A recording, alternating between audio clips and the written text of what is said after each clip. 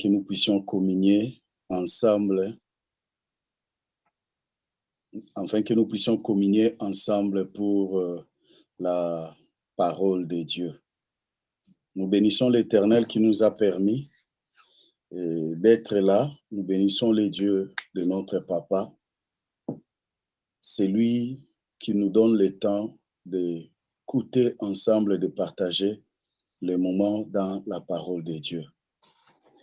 Nous sommes en train de parler sur la sacrificature d'Élohim et la suite des temps de la rédemption. Et c'est très important ce que nous sommes en train de parler. Pourquoi? Avant que nous puissions avancer, avant que nous ne puissions entrer dans le moment où l'Église sera enlevée, nous sommes vraiment, et c'est très important que nous puissions entrer dans la profondeur en ce qui concerne le moment actuel. Parce que l'Église est encore sur la terre et le royaume de Dieu est encore sur la terre. Voilà pourquoi nous avions parlé dans le contexte des Actes chapitre 1er, verset 6 jusqu'au 11e verset.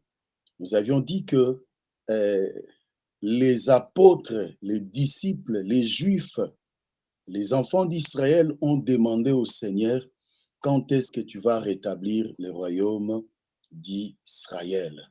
C'était vraiment un souci majeur pour leur vie, parce que vivre tout en étant dominé, vivre dans votre pays tout en étant contrôlé ou comme des esclaves, cela était vraiment quelque chose qui n'était pas bien. Mais nous sommes obligés de comprendre la réponse de notre Seigneur Jésus-Christ. Le Seigneur Jésus n'est pas allé à leur dire directement. Pourquoi?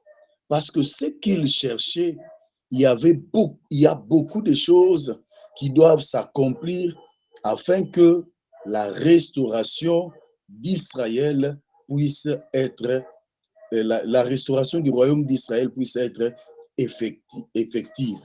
Donc, c'est très important, bien-aimés dans le Seigneur. Voilà pourquoi nous avions dit, pour nous les enfants de Dieu, nous sommes appelés à prendre d'abord en compte l'œuvre de notre Dieu. Parce que la sacrificature nous appelle, la sacrificature nous exige de rendre, de faire office, de servir notre Dieu, parce que c'est ça la volonté de Dieu pour que nous puissions rester avec le Seigneur.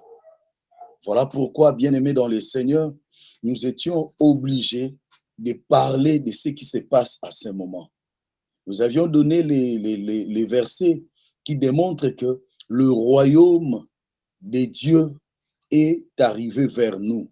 C'était le Seigneur Jésus qui parlait dans Matthieu chapitre 12, quand il disait que si je chasse les démons avec l'Esprit de Dieu, c'est que le royaume de Dieu est venu vers vous. Bien-aimés dans le Seigneur, nous devons savoir cela, qu'aujourd'hui, nous sommes capables, nous avons des pouvoirs, nous avons des potentialités que le Seigneur nous a léguées et que nous pouvons exercer cela. Pourquoi nous exerçons cela? Parce que le royaume de Dieu est venu vers nous, le royaume de Dieu est avec nous. Voilà pourquoi une personne qui a Jésus-Christ dans sa vie, bien-aimé dans le Seigneur, devient une autre personne. Devient une autre personne. Pourquoi? Parce qu'il a le Seigneur Dieu Tout-Puissant en lui. Écoutez, la Bible déclare ceci, que celui qui est en vous est plus grand que celui qui est dans le monde. Bien-aimé dans le Seigneur, je vais dire à un enfant de Dieu de ne pas avoir peur. Je vais dire à un enfant de Dieu vraiment d'être rassuré. Parce qu'aujourd'hui, nous sommes capables de chasser les démons, nous avons le pouvoir spirituel. Et le royaume de Dieu qui est sur la terre, c'est spirituel. C'est spirituel. Parce que si nous voulons voir le royaume de Dieu physique, donc il faut qu'il y ait de l'espace, il faut que le trône qu'on aille trouver Jésus physiquement, alors que spirituellement, il est avec nous. Vous savez, quand la Bible dit, pendant qu'ils étaient avec les apôtres, il leur a dit qu'il est de votre avantage que je m'en aille. Le Saint-Esprit viendra, c'est lui qui sera avec vous. Mais à la fin, il dit, je serai avec vous jusqu'à la fin du monde. C'est-à-dire, spirituellement, le Seigneur est avec nous. Comme le Seigneur est roi, il représente le royaume de Dieu sur la terre. Nous qui avons accepté Jésus-Christ comme Seigneur et Sauveur, par la foi et la repentance, nous entrons dans le royaume de Dieu.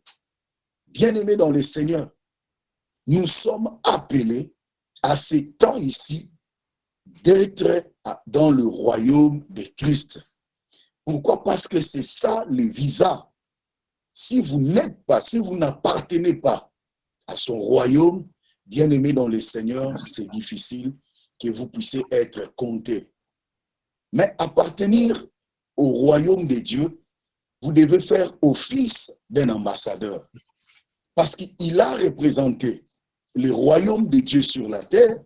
Comme il n'est pas là, nous sommes, nous, obligés de représenter le royaume de Dieu aussi sur la terre. Nous sommes des ambassadeurs.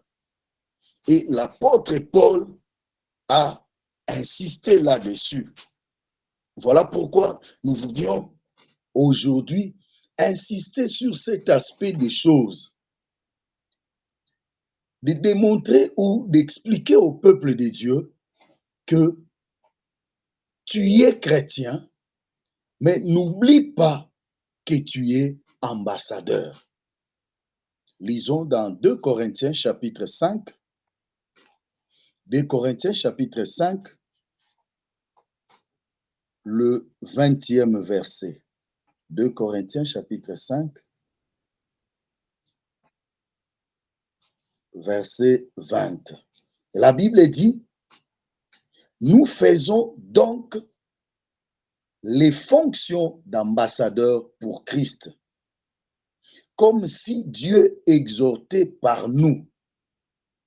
Nous vous supplions au nom de Christ, soyez réconciliés avec Dieu.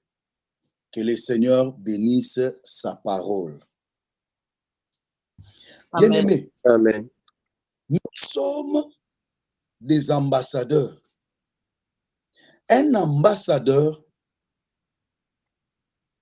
il est le représentant de son pays vers le pays de l'accueil, le pays qu'il a accueilli. Nous sommes appelés à représenter le royaume de Dieu, le royaume des cieux sur la terre. Voilà pourquoi tu dois te considérer comme un ambassadeur. Tu dois te considérer comme une personne bien-aimée qui comprend ce qu'il est en train, ou le travail, la fonction qu'il est en train d'occuper. Et c'est très important. En d'autres termes, un ambassadeur doit veiller aux intérêts du royaume de Dieu.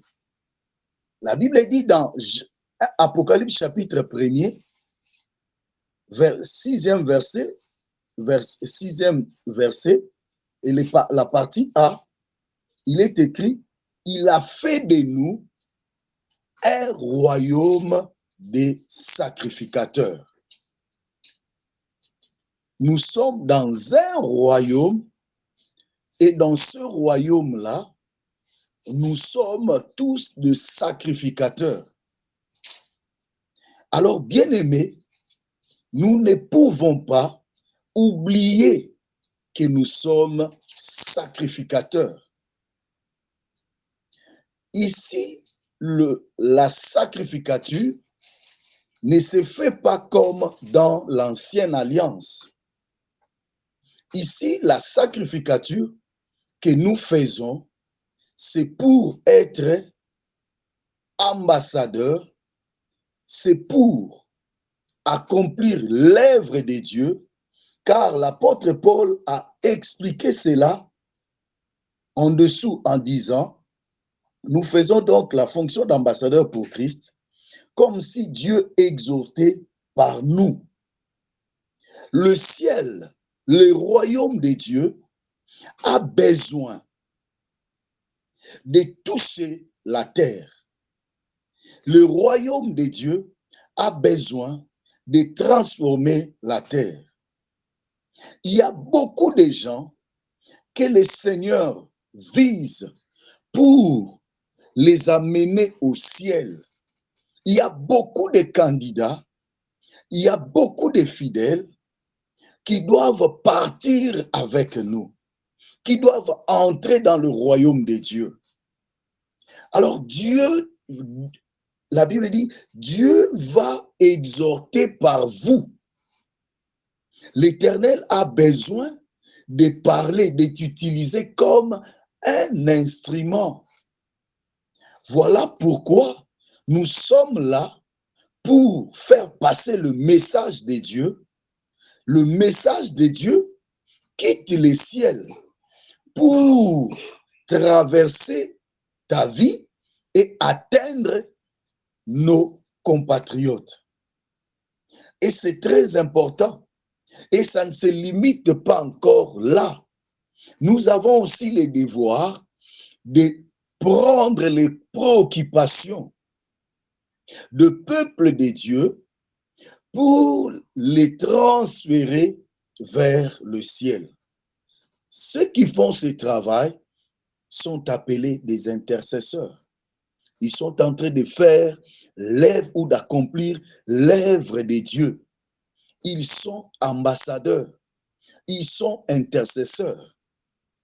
La Bible dit, sur tes murs, Jérusalem, j'ai mis des gardes qui veillent nuit et jour.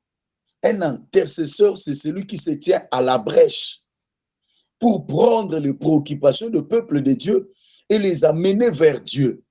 Et pour prendre ce que Dieu dira au peuple de Dieu et ensuite les communiquer. Voilà pourquoi, bien-aimé dans le Seigneur, j'aimerais te rappeler, Dieu insiste, il va passer par toi. Toi qui m'écoutes en ce moment, sache-le que le royaume de Dieu sur la terre, tu es son représentant. Bien-aimé, nous devons penser aux intérêts du royaume. Car la Bible dit, cherchez premièrement le royaume et sa justice. Ensuite, Dieu va t'accorder ce que toi tu auras besoin. Mais la première des choses, nous devons chercher d'abord l'intérêt, les intérêts du royaume de Dieu sur la terre. Que Dieu bénisse une personne qui écoute ce message, que Dieu bénisse une personne qui entend ce message, qui veut directement se mettre au travail. Amen. En d'autres termes, Dieu a besoin des intercesseurs. En d'autres termes, Dieu a besoin des évangélistes. Dieu a besoin des gens qui peut utiliser pour envoyer. La Bible dit, dans Ésaïe, nous pouvons lire cela,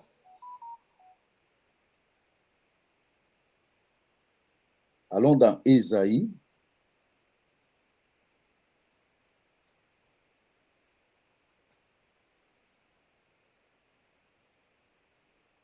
chapitre 6, nous lisons à partir du verset 8. La Bible dit, j'entendis la voix du Seigneur disant, qui enverrai-je et qui marchera pour nous? Répondis, J'ai répondu, me voici, envoie-moi. Nous comprenons la pensée de l'ambassadeur ou le travail de l'ambassadeur. Il ne fait pas quelque chose pour lui. Il fait pour le compte de son pays. Ici, dans Ésaïe, la Bible dit, j'ai entendu la voix du Seigneur disant, qui enverrai-je? Dieu parle en ce moment dans ta vie pour te dire, il a besoin de toi, il veut t'envoyer. Et Dieu est clair là-dessus. C'est que nous ne pouvons pas oublier. Il dit, qui enverrai-je? Mais il ne se limite pas là. La Bible dit, et des conjonctions, et qui marchera pour nous, pas pour vous. Écoutez, bien-aimés dans le Seigneur, beaucoup d'enfants de Dieu aujourd'hui marchent pour eux-mêmes. Il y a des serviteurs que nous pouvons voir, mais ils sont déjà serviteurs pour le ventre. Ils sont serviteurs pour leur propre compte. Ils sont serviteurs ou lorsque nous allons dans l'église pour travailler, quelqu'un travaille pour qu'on puisse les voir. Non, bien-aimés dans le Seigneur, nous n'avons pas besoin qu'on puisse nous voir. Nous ne réunissons pas ici pour qu'on puisse voir que moi j'ai bien travaillé, La Bible dit, qui marchera pour nous? C'est-à-dire pas pour ce que j'ai fait. Je ne peux pas dire les choses les choses qui viennent dans mes sentiments pour les communiquer aux autres. Non. Le Seigneur a besoin de vous. Le Seigneur a besoin de toi. Si je peux parler pour le Seigneur, que la gloire revienne à notre Dieu. Voilà pourquoi Dieu a besoin que nous puissions marcher pour lui, pas pour nous. Que Dieu soit loué, que Dieu bénisse sa parole. Amen. Amen. Amen. Amen. Amen. Bien-aimé dans le Seigneur, un ambassadeur, quand il est dans le pays où il travaille, où il est envoyé, aussi longtemps que il est dans l'ambassade ou même la maison où il occupe, cela représente son pays.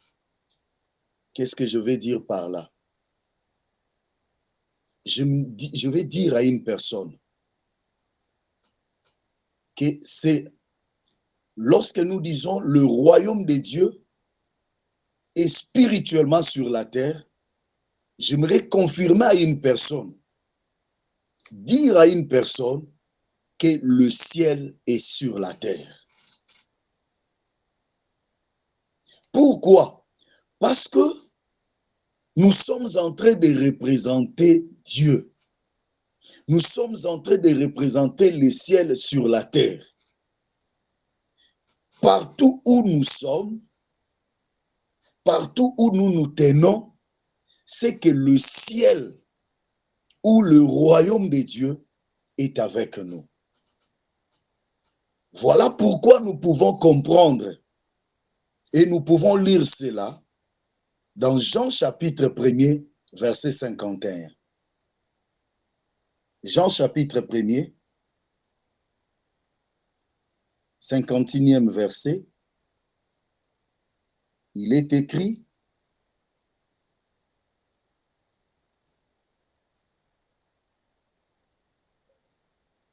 je peux commencer au verset 49, la Bible dit, Nathanaël répondit et lui dit, Rabbi, tu es le Fils de Dieu, tu es le roi d'Israël. Jésus lui répondit, parce que je t'ai dit que je t'ai vu sous les figuiers, tu crois. Tu verras de plus grandes choses que celles-ci. Et il lui dit, en vérité, vous verrez désormais les ciels ouverts, les anges de Dieu monter et descendre sur les fils de l'homme. Bien-aimés dans le Seigneur, il est question de la conversation de Jésus, notre Seigneur, et Nathanaël. Lui, qui était un Israélite, mais qui n'avait pas vraiment la vie facile ou qui ne croyait pas facilement. Mais lorsque Jésus lui a donné la prophétie avec précision, il a cru et il a donné, il a commencé à parler. Réellement, tu es Rabbi, le Fils de Dieu et le roi d'Israël. Pourquoi? Parce qu'ils avaient la connaissance qu'il y aura un prophète qui viendra. C'est dans Deutéronome. Un prophète viendra. Il sera le prince. Il sera le roi. Cette connaissance de la prophétie, lorsque Nathanaël a entendu cela, il s'est dit non, celui-ci est le Fils de Dieu, le roi d'Israël. Il a cru que le royaume était déjà sur la terre. Mais le Seigneur commence à lui dire, ce que tu as entendu, c'est petit.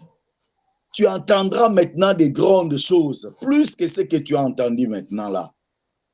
Et le Seigneur dit, le ciel était ouvert, les anges de Dieu montaient et descendre sur les fils de l'homme. Je vais dire à une personne ce soir que à cause de toi, nous qui sommes les ambassadeurs, nous qui faisons office, le Seigneur est avec toi. N'aie pas peur. Partout où un ambassadeur se retrouve, il a le soutien de son pays. Nous avons le soutien du royaume de Dieu. Le royaume de Dieu ne nous abandonne pas. Le Seigneur est avec nous. Le ciel est ouvert.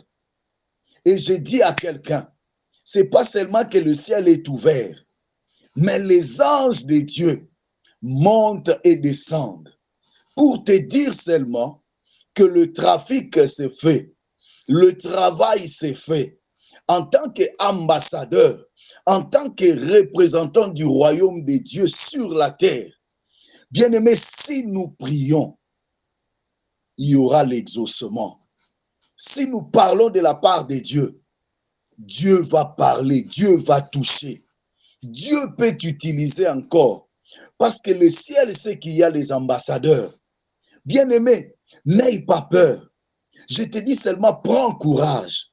Tu dois t'élever pour représenter le royaume de Dieu. Dieu sait qu'il ne peut pas nous laisser comme ça. Comme nous sommes des ambassadeurs, le ciel est avec nous. Les anges de Dieu marchent avec nous. Là où il y a les enfants de Dieu, les anges de Dieu marchent avec nous. Là où tu seras, les anges de Dieu seront avec toi. Quand tu ouvriras ta bouche pour parler, tu verras le mystère. Les grandes choses vont sortir parce que le ciel est ouvert. Lorsque Amen. nous allons invoquer le ciel, Dieu va nous répondre. Nous ne sommes pas seuls. Voilà pourquoi nous faisons l'office de servir Dieu dans la sacrificature avec fierté, avec assurance, parce que lui-même est avec nous. Le ciel est avec nous. Alléluia. Quand il a parlé de la prière, notre Père qui est aux cieux, que ton nom soit sanctifié, que ton règne vienne, que ta volonté soit faite. Tout cela parce que Dieu sait qu'il y a encore ces ambassadeurs ici. Et ils font l'office. Il y a sacrificature pour la gloire de Dieu. Que le Seigneur bénisse une personne. Toi qui n'as pas encore, Amen. toi qui n'as pas encore commencé, tu dois commencer. J'aimerais dire aujourd'hui, l'œuvre de Dieu, l'office d'être ambassadeur de Christ, cela ne regarde pas l'âge. Cela ne regarde pas l'âge. Tu peux te dire, je ne suis pas encore prêt. Non, bien-aimé dans le Seigneur, la Bible nous interpelle. Ce que tu es capable de faire aujourd'hui, fais-le. Demain ne t'appartient pas. Tu dois t'élever. Ce qui monte dans ton cœur pour la gloire de Dieu, bien-aimé, je t'en supplie. Je t'en supplie. Je t'en supplie. Alors, lorsque nous lisons l'apôtre Paul, dans 2 Corinthiens chapitre 5, bien-aimé dans le Seigneur, il a ajouté certaines choses que nous devons bien comprendre cela. Alors, avant de parler de ça, j'aimerais te dire que tu dois faire ce travail. Nous sommes encore sur la terre. Le royaume de Dieu, c'est le royaume de la lumière. Il y a le combat entre le royaume de Dieu et le royaume du diable. Beaucoup de gens qui sont sur la terre, qui n'ont pas encore entendu la parole de Dieu, ils ont besoin, ils ont soif d'écouter la bonne parole. Nous devons faire ce travail. Nous devons gagner ces gens qui doivent rejoindre le royaume de Dieu. Bien-aimés, nous sommes encore sur la terre pour organiser les départs. Organiser les départs. La trompette qui sonne maintenant, c'est la première trompette qui est en train de sonner. La première trompette qui sonne, c'est pour dire à celui qui était en train de travailler ou de celui qui était dans la distraction, arrête. C'est la trompette qui nous amène à nous préparer, à nous accrocher de Dieu. Sinon, bien-aimés dans le Seigneur, nous risquerons de rater l'enlèvement parce que ça ne sera pas bon pour nous. Tu es encore sur la terre pour faire ce travail, de sonner aussi la trompette, de dire à tes frères, à tes sœurs, à tes amis, en classe, par-ci, par-là, de leur communiquer, de leur annoncer, de leur dire que nous devons nous préparer, nous sommes ambassadeurs. Un jour, nous serons rappelés. La mort peut nous prendre, soit l'enlèvement peut nous prendre. Mais dans la plupart des cas, ce n'est pas encore l'enlèvement, c'est la mort. Et il y a des choses. Donc, quand un chrétien meurt, c'est juste Dieu le rappelle. Et bien aimé dans le Seigneur, nous serons jugés par rapport à la mission que nous avons accomplie. Tu es ambassadeur. Est-ce que tu accomplis ta mission comme il faut? Bien-aimés, nous serons récompensés au ciel par rapport à l'accomplissement de notre mission. Est-ce que tu accomplis bien ta mission? Nous qui sommes des ambassadeurs. Vous savez, lorsque les dimanches, après la prédication, papa était en train d'exhorter et il a dit des choses, j'aimerais recourir à ça pour ajouter quelque chose. C'est dans Éphésiens chapitre 4.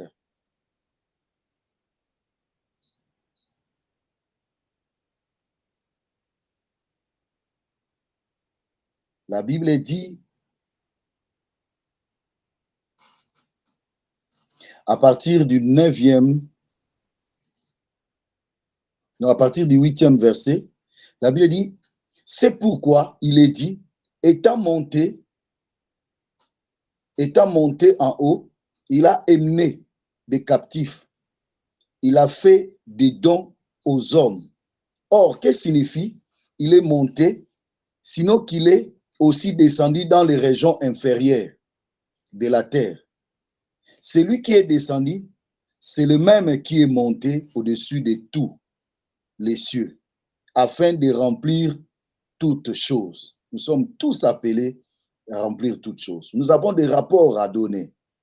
Il a donné les uns comme apôtres, les autres comme prophètes, les autres comme évangélistes, les autres comme pasteurs et docteurs.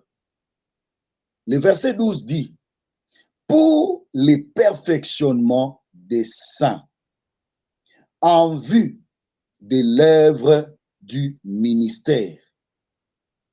Dieu a établi, Dieu a fait des hommes, il a donné des dons, il a donné des ministères. Quand nous regardons le pasteur, ne te dis pas que c'est seulement eux. La Bible dit, Dieu les a accordé les dons pour le perfectionnement des saints. Mais lorsque les saints sont perfectionnés, c'est en vue de l'œuvre du ministère. C'est pour dire, la parole que vous écoutez maintenant, ça doit te perfectionner.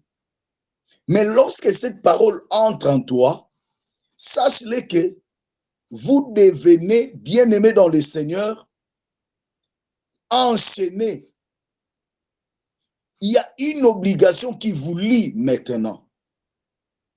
Et j'ai compris l'apôtre Paul, lorsqu'il parlait dans Éphésiens chapitre 6, au 20e verset, la Bible dit, donc nous commençons au verset 19, la Bible dit, priez pour moi, afin qu'il me soit donné, quand j'ouvre la bouche, de faire connaître hardiment et librement les mystères de l'évangile, pour lesquels je suis ambassadeur dans les chaînes. Ah, l'apôtre Paul explique, il demande à d'autres frères chrétiens de les soutenir, de prier pour lui. Pourquoi? Parce qu'il connaissait qu'il était ambassadeur. Mais il dit ambassadeur dans les chaînes et que j'en parle avec assurance comme je dois en parler. C'est-à-dire, quelque part, l'apôtre Paul avait senti une obligation, un devoir. Vous qui écoutez ce message, la sacrificature et la suite des temps, nous sommes appelés à faire ou accomplir les services de Dieu. Et ça, c'est comme une obligation. Lorsque vous êtes perfectionné, Dieu vous attend de l'autre côté à faire quoi? À faire le ministère. Aucune personne d'entre nous ne peut dire que Dieu ne m'a rien donné comme don. Dieu ne m'a rien donné comme capacité pour faire quelque chose. Dieu nous attend, bien-aimés dans le Seigneur. Le Seigneur nous attend. Bien-aimés, l'apôtre Paul a demandé qu'on puisse prier pour lui parce que il était ambassadeur dans les chaînes. Il était obligé.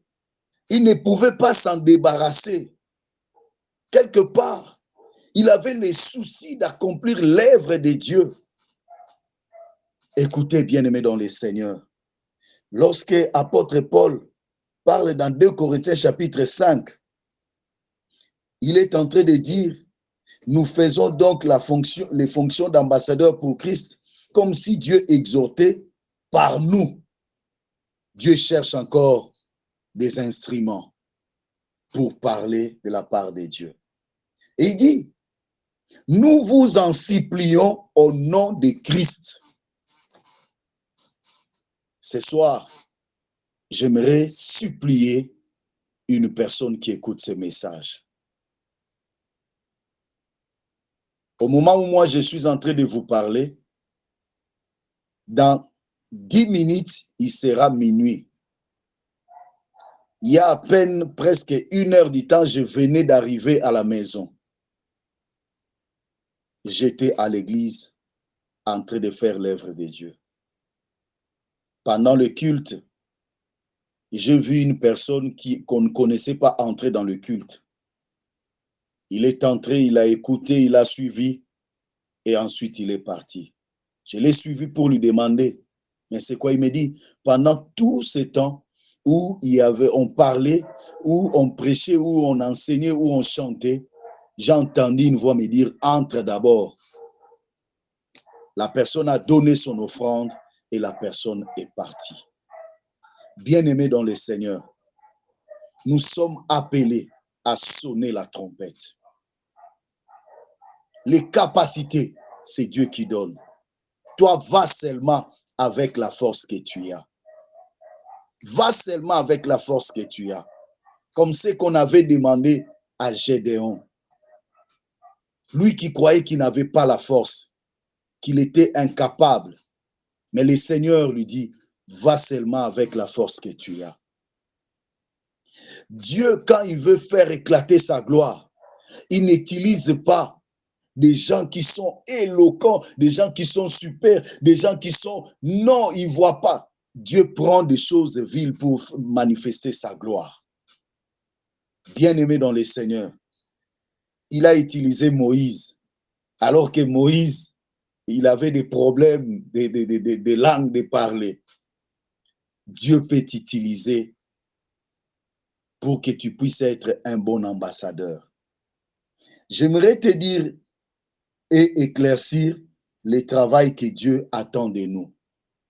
La Bible dit, partie B, comme si Dieu exhortait par nous, nous vous en supplions au nom de Christ. Soyez réconciliés avec Dieu. Le travail que Dieu nous demande, le ministère que Dieu attend de nous, c'est de réconcilier le monde avec Dieu. C'est de réconcilier le monde avec Dieu. Quand l'homme avait péché, bien-aimé dans le Seigneur, Adam et Ève ont péché, il y a eu rupture. Mais c'est à cause de Christ. Quand il est venu pour faire ce travail, il est mort pour nous. Il a pardonné les péchés par sa mort, le sang qu'il a versé, pour nous purifier. À cause de son sang, nous avons reçu le pardon du péché. Le péché qui a été commis, Dieu a pardonné. Bien-aimé, il est maintenant de notre devoir. Parce que le ciel a accompli son travail. Quel était le travail? C'est de pardonner à l'humanité. Maintenant, l'humanité que Dieu a pardonné, il a besoin maintenant de les recevoir. C'est à nous de faire ce travail, le ministère de la réconciliation. Soyez réconciliés avec Dieu. Dieu nous donne le pouvoir. Soyez, devenez. Nous avons le pouvoir de réconcilier les gens, le monde avec le Seigneur. Écoutez ce que la parole déclare dans Jean chapitre 3, verset 16. Même les enfants de l'Écodime connaissent ces versets. Car Dieu a tant aimé le monde. Il a donné son Fils unique, afin que quiconque croit ne périsse point, mais qu'il ait la vie éternelle. La réconciliation. Dieu veut la réconciliation. Nous sommes appelés à faire ce travail-là. Lorsque Dieu pardonne, c'est à nous maintenant d'avoir la foi et de nous repentir. C'est notre tour pour accéder dans le royaume de Dieu qui est spirituel, mais qui est encore sur la terre. Donc, le travail que nous devons faire, c'est le travail de la réconciliation. Cela est bien dit dans verset 18 de Corinthiens chapitre 5, verset 18. Et tout cela vient de Dieu, qui nous a réconciliés avec lui par le Christ et qui nous a donné le ministère de la réconciliation. Car Dieu était en Christ, réconciliant le monde avec lui-même, en n'imputant point aux hommes leurs offenses, et il a mis en nous la parole de la réconciliation. Bien-aimés, le temps est arrivé. Beaucoup sont déçus dans ce monde. Beaucoup ont des problèmes. Beaucoup croient que Dieu les a abandonnés. Dieu attend de nous que nous puissions faire ce travail de la réconciliation. Bien-aimés dans le Seigneur, j'aimerais dire à une personne, ce travail, nous devons le faire. Si je peux poser une question à quelqu'un, combien de gens dans ta vie que tu as déjà réconcilié avec Dieu, que tu as déjà gagné pour Dieu? Combien de gens que tu as déjà parlé de Christ? Oh, bien-aimés dans le Seigneur, soyons des personnes qui ont compris, qui ont né cette vision, qui ont compris cet aspect des choses, de gagner les âmes pour Jésus, de gagner les âmes, de réconcilier le monde avec Dieu. Ce sont des gens qui sont motivés, qui sont remplis de cet esprit-là. Partout ils ont ces lunettes-là pour voir une telle personne, comment je peux lui aborder afin qu'il puisse être réconcilié avec Dieu parce qu'il ne connaît pas Dieu. Et soyons capables de tout donner pour que ces gens-là reçoivent la vie. Pour que ces gens-là puissent se réconcilier avec Dieu. C'est possible. S'il faut libérer, dépenser même ton argent, il faut le faire. S'il faut créer des occasions, il faut le faire. S'il faut devenir ami à cette personne pour qu'il puisse être sauvé, se réconcilier avec Dieu, il faut le faire. Nous appelons cela l'évangélisation à tout prix. S'il n'a pas une chemise, donne-lui une chemise. Si c'est le temps où il doit se connecter, il n'a pas le moyen de se connecter, donne-lui, fais-lui, donc donne-lui la connexion, permets-lui de se connecter. L'évangélisation à tout prix. Gagner les âmes, réconcilier les âmes pour notre Seigneur. J'ai dit à une personne que le compte à rebours avait déjà commencé. Alléluia. Le compte à rebours avait déjà commencé. Oh, bien-aimé dans le Seigneur, j'aimerais te dire maintenant, ton cas n'est pas le cas des Juifs. Pourquoi? Dans Actes chapitre 1er, verset 6, nous avons vu comment les disciples demandaient au Seigneur, quand est-ce que tu vas restaurer, tu vas rétablir le royaume d'Israël? Oh, bien-aimé dans le Seigneur, les enfants d'Israël, les Juifs, lors de leur visitation, ils n'ont pas su quand est-ce qu'ils étaient visités. Voilà pourquoi aujourd'hui, ils sont un peu rejetés. Ils sont dans le sommeil spirituel. Pendant ces temps, les enfants d'Israël ne comprennent pas.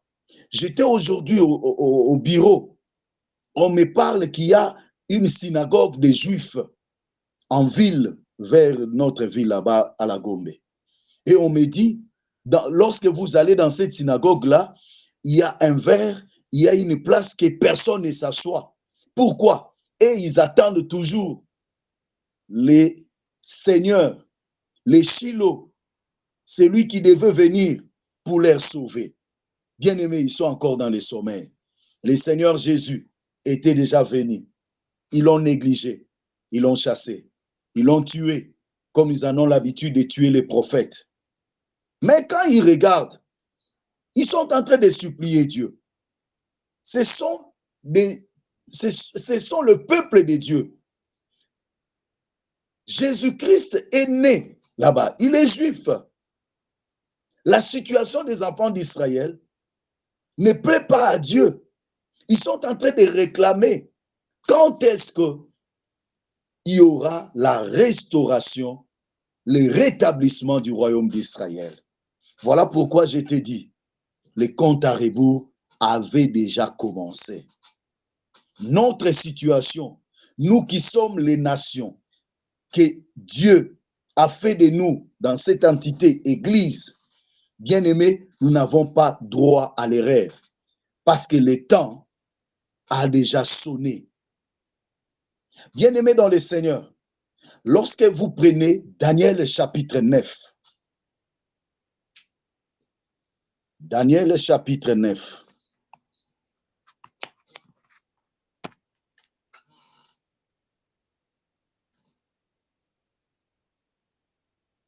Daniel chapitre 9, nous pouvons commencer.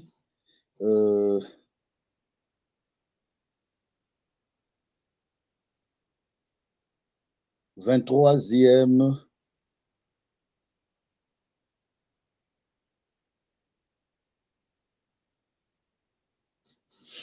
23e verset. Daniel chapitre 9, 23e verset. Ce n'est pas notre sujet d'aujourd'hui, mais je vais épingler le problème du temps. La Bible dit, lorsque tu as commencé à prier, la parole est sortie et je viens pour te l'annoncer, car tu es un bien-aimé. Sois attentif à la parole et comprends la vision. Verset 24. Les 70 semaines ont été fixées sur ton peuple et sur ta ville sainte pour faire cesser les transgressions et mettre fin au péché, pour expier l'iniquité et amener la justice éternelle, pour sceller la vision et les prophètes, et pour oindre le Saint de Saints. La Bible dit, 70 semaines ont été fixées. Et quand tu descends, la Bible dit, sache-les donc et comprends, depuis le moment où la parole a annoncé que Jérusalem sera rebâtie, jusqu'au loin, au conducteur, il y a 7 semaines et 62 semaines. Les places et les fossés seront rebâtis, mais en des temps fâchés. Bien-aimés, les enfants d'Israël, quand nous lisons, les 70 semaines ont été fixées sur ton peuple et sur la ville sainte.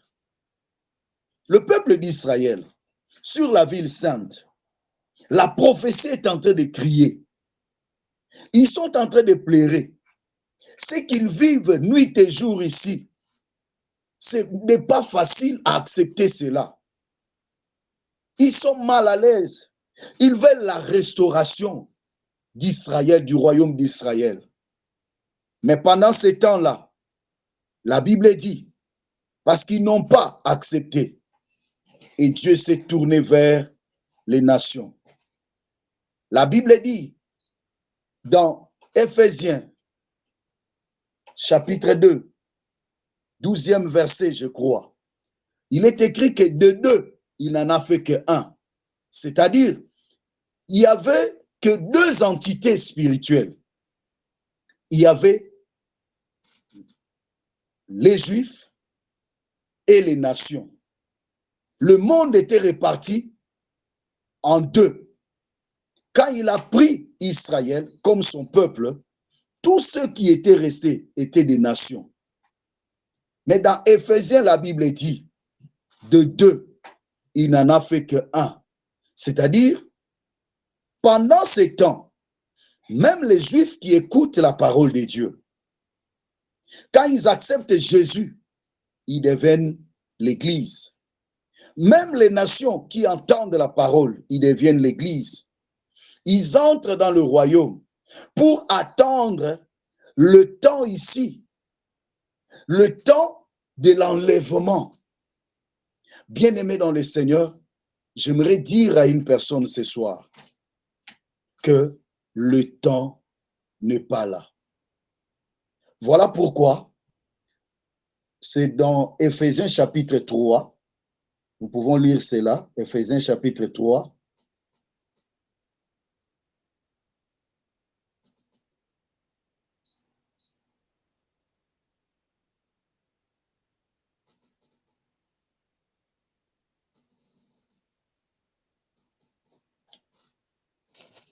Éphésiens 2, 14. Éphésiens 2, 14 alors. Éphésiens 2, 14.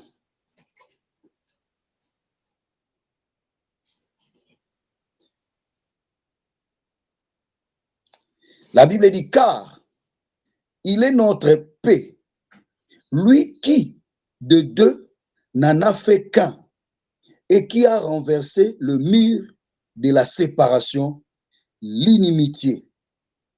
Quand vous commencez au début, vous allez comprendre que Dieu est en train de bien, l'apôtre Paul est en train de bien expliquer ces choses. Nous qui étions sans Dieu, sans espérance, mais à cause de l'œuvre de la croix, à cause de la mort de Jésus, parce qu'il s'est tourné vers nous, les nations. Voilà pourquoi j'ai dit à quelqu'un, nous n'avons plus le temps à perdre. Pourquoi? Parce que la trompette est en train de sonner. Notre cas n'est pas le cas des Juifs. Alléluia.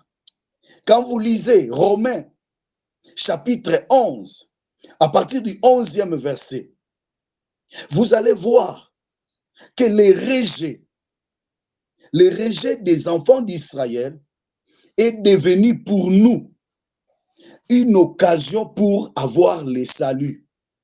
C'est-à-dire, nous, pendant ces temps, nous devons être, nous sommes dans la joie, nous sommes avec Dieu, mais ils sont en train de souffrir. Ne pensez pas que Dieu va accepter que la condition des enfants d'Israël reste toujours comme ça. Que le Seigneur bénisse ce message. Je veux t'encourager. Toi qui as reçu la parole de Dieu, as reçu Christ dans ta vie, il est temps de faire l'œuvre de Dieu. Il est temps de te mettre au travail. Si tu as reçu le Seigneur Jésus comme il faut, comme Seigneur et Sauveur, je vous dis, tu seras comme l'apôtre Paul qui dit, je suis l'ambassadeur des chaînes. Il se sent obligé de faire l'œuvre de Dieu, d'accomplir la parole de Dieu, d'accomplir la sacrificature. Nous sommes là en train de parler. C'était la première partie que nous devions vraiment essayer d'éclairer et nous allons entrer dans la deuxième partie le dimanche prochain. Que Dieu bénisse sa parole, que Dieu bénisse chacun de nous. Je vous remercie. Amen.